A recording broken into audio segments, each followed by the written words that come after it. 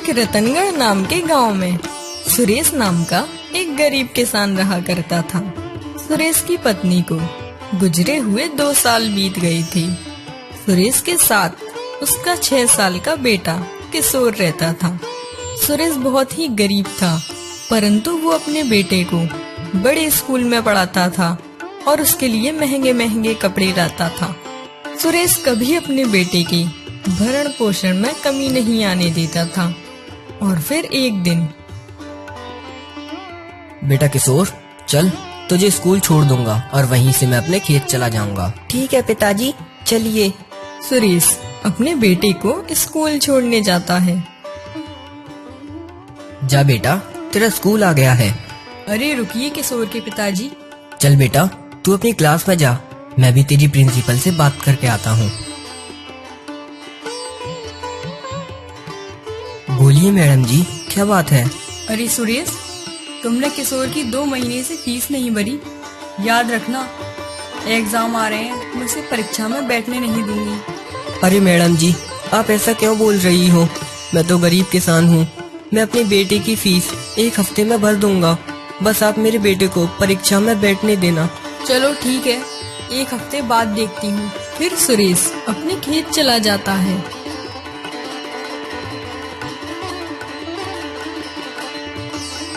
चलो भाई, आज तो बहुत काम करना है, जल्दी से शुरू हो जाता हूँ।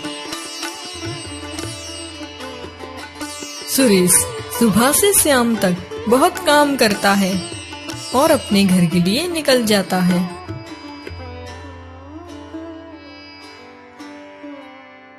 पिताजी, आप आ गए? जल्दी खाना बना दीजिए, बहुत भूख लग रही है। हाँ हाँ बेटा, तू बैठ, मैं भी बना कर लाता हूँ। थका हुआ सुरेश घर आकर खाना बनाता है। चल बेटा, जल्दी खाना खा ले और सो जा, कल सुबह तुझे स्कूल भी तो जाना है।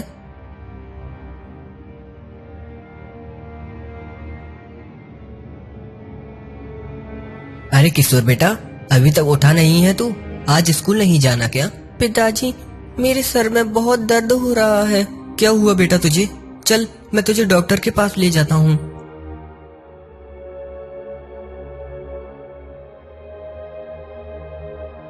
डॉक्टर साहब देखिए ना, मेरे बेटे किशोर के सर में बहुत जोर से दर्द हो रहा है।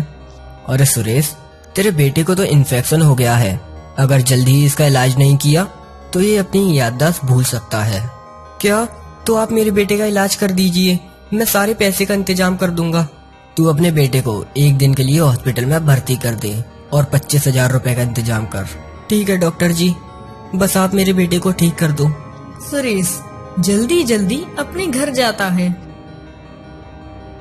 अरे भाई सुरेश, इतनी जल्दी कहाँ जा रहा है और इतना परेशान क्यों दिख रहा है? सुरेश अपनी सारी बात हरिया को बता देता है। अरे सुरेश भाई, ये तो बड़ी ही दिक्कत वाली बात है। अब तू 25,000 रुपए कहाँ से लाएगा?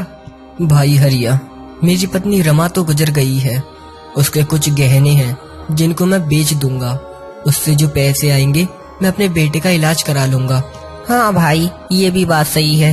चल अब तू जा, मैं भी अपने खेतों पर जा रहा हूँ, मुझे आज बहुत काम है।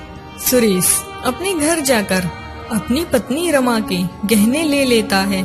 रमा, मुझे माफ कर देना, ये तुम्हारे गहने मैं अपने किसी लालच के लिए नहीं ले जा रहा हूँ। तुम्हारा बेटा किशोर बहुत बीमार है, मैं उसके इलाज के लिए ये गहने ले जा रहा हूँ।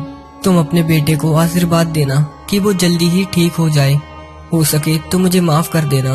सुरेश अपनी पत्नी के गहने लेकर सेठ के पास जाता है। अरे आओ आओ सुरेश, कैसे आना हुआ तुम्हारा? सेठ जी, ये मेरी बीवी के। सेठ जी, ये मेरी पत्नी रमा के कुछ गहने हैं, इनको आप रख लो और मुझे 25,000 रुपए दे दो, मुझे बहुत ज्यादा जरूरत है। अरे तो इसमें इतना परेशान होने की कौन सी बात है? ला, वो गहने मुझे दे दे और 25,000 रुपए ले जा। सुरेश पैसे लेकर डॉक्टर के पास जाता है।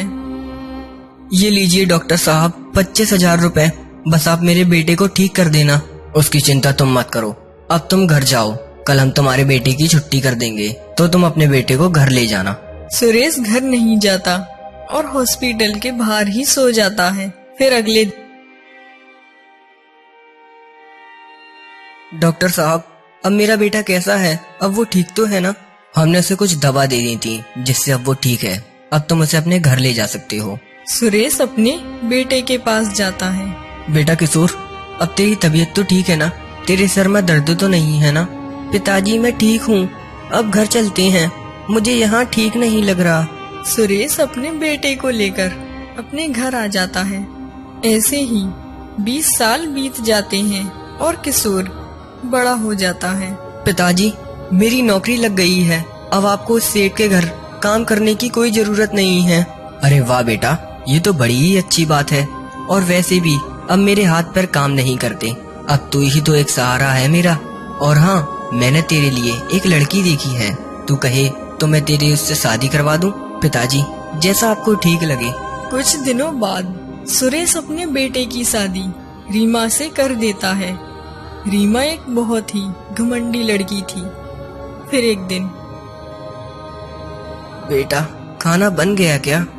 बड़ी ही भूख लग रही है।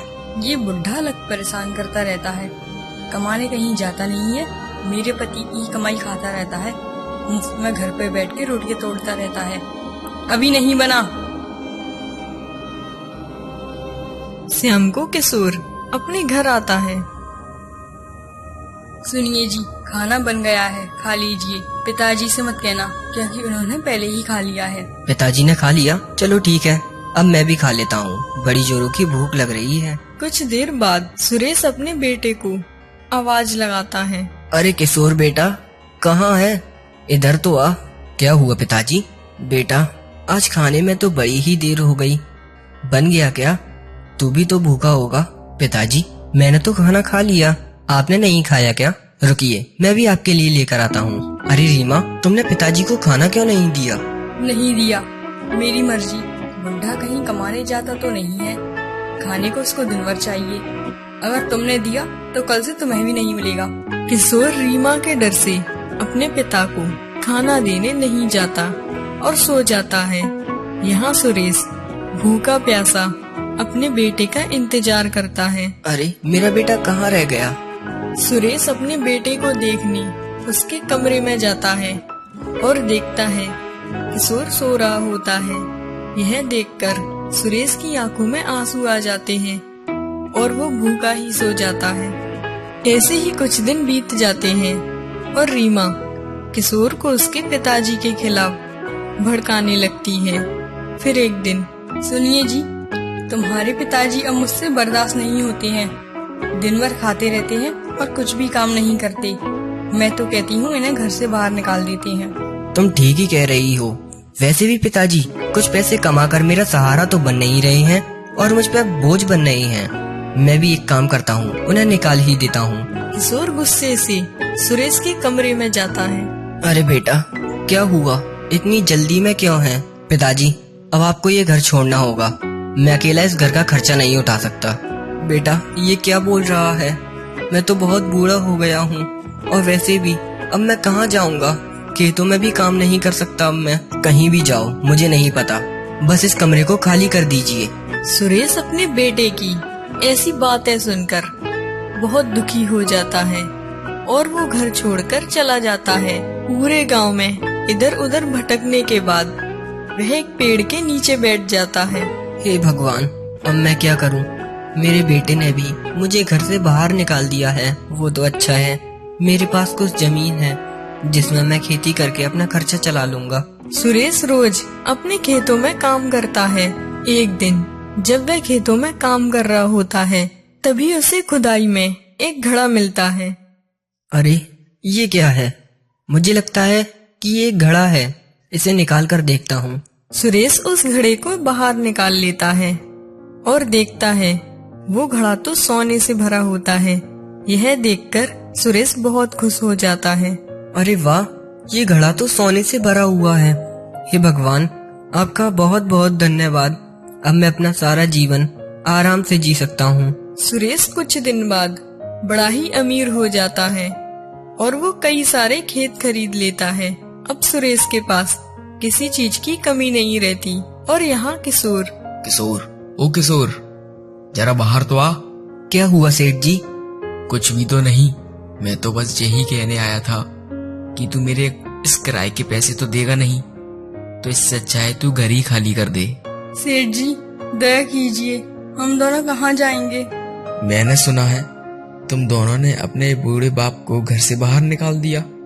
जब तूने नहीं सोचा कि वह वृद्ध पिता इस हालत में कहाँ जाएंगे, तो फिर मैं क्यों सोचूं? अब कहीं भी जाओ, मुझे कोई मतलब नहीं है। यह सुनकर किशोर को अपनी गलती का एहसास होता है। वो दोनों इधर उधर भटकने के बाद एक जगह बैठ जाते हैं। रीमा, हमने पिताजी को घर से बाहर निकालकर अच्छा नहीं किया। पता नहीं अब वो किस हालत में होंगे।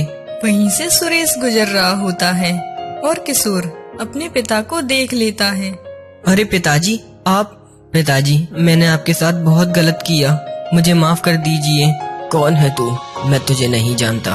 पिताजी, पिताजी, हम आपके बहू बेटे हैं। किसी जमाने में होंगे, पर अब तुम मेरे लिए एक अजनबी हो। जब तुम दोनों ने मुझे उस घर से बाहर निकाला था, तो मैंने उस समय उस घर के साथ साथ तुम दोनों को भी त्याग दिया था। अब तुम दोनों को मैं नहीं जानता। पिताजी, मैं आपका बेटा हूँ, आप मुझसे ऐसा बर्ताव क्यों कर रहे हैं? अब मैं तेरा पिता हो गया। जब नहीं था, पूरी रात भूखा प्यासा बैठा रहता था। मैं सोचता था मेरा बेटा मेरे लिए खाना लेकर आ ही रहा होगा, पर तू नहीं आया। कल से तू 4 पैसे क्या कमाने लगा। तू तो अपने पिता का बलिदान ही भूल गया। बचपन में ही तेरी माँ गुजर गई थी, तब मैंने तेरे लिए दिन रात मेहनत की और रात को थक कर आया और तेरे लिए खाना बनाया।